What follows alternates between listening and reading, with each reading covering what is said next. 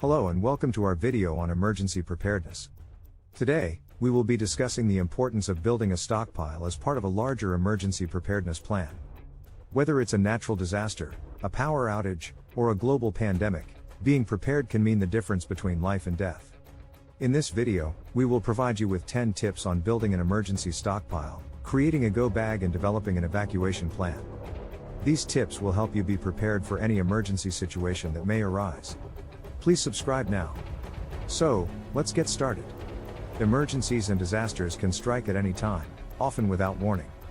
Natural disasters like hurricanes, floods, and wildfires, or even man-made events like power outages or pandemics can disrupt the food supply chain and leave families struggling to find the resources they need to survive. Building a stockpile of food and supplies is an essential part of any emergency preparedness plan, but it's just one piece of the puzzle.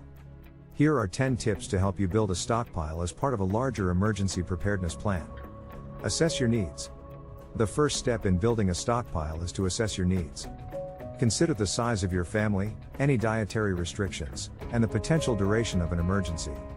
You should aim to have at least a 2-week supply of non-perishable food items on hand, but ideally, you'll want to have a 3-month supply. Stockpile gradually. Building a stockpile can be expensive, so it's essential to do it gradually. Start with the basics like canned fruits and vegetables, dry goods like pasta and rice, and protein sources like canned meats and peanut butter. Add to your stockpile each week, focusing on items that are on sale or have a long shelf life. Rotate your stockpile. It's important to rotate your stockpile regularly, using the oldest items first and replacing them with fresh ones. This ensures that your food is always fresh and reduces the risk of waste. Store your stockpile properly. Keep your stockpile in a cool, dry place away from direct sunlight and heat sources. Avoid storing food in areas prone to flooding or other environmental hazards. Include other essential supplies. In addition to food, your stockpile should include other essential supplies like water, first aid kits, and tools like flashlights and batteries. Keep a list of these items and regularly check to make sure you have enough on hand. Develop an evacuation plan. In case of an emergency, it's important to have an evacuation plan in place.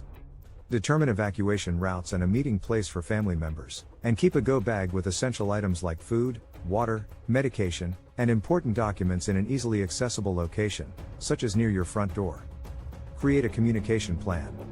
In an emergency, communication is key. Make sure your family members know the plan and how to contact each other in case of separation. Have backup communication methods like walkie-talkies or satellite phones in case traditional communication methods fail. Stay informed.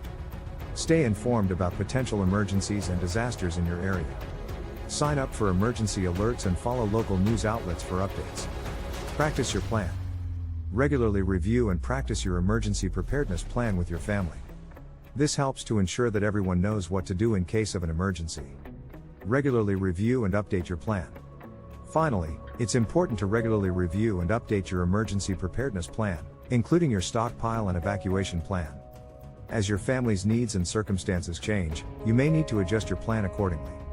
In conclusion, building a stockpile of food and supplies is an essential part of any emergency preparedness plan.